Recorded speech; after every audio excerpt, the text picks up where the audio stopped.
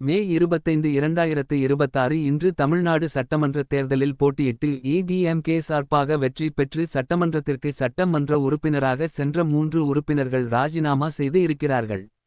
இந்த ராஜினாமா செய்ததால் யாருக்கும் பயன்? 1. மக்களுக்கு பயனா? 2. தான் முன்பு இருந்த அரசியல் கட்சிக்கு பயனா? 3. தற்போது சேர்ந்து இருக்கிற சேரப்போற கட்சிக்கு பயனா? இது போன்ற செயல்களால் மக்கள் உடைய வரிப்பணம் வீணடிக்கப்படுகிறது. மக்கள் உடைய நேரம் வீணாகிறது. துறை சார்ந்த அதிகாரிகள் உடைய நேரம் வீணாகிறது.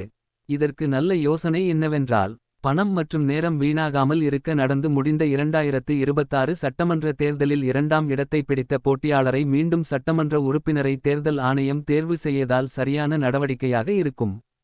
இது பற்றிய மக்கள் கருத்து, முடிவு மற்றும் யோசனை என்ன?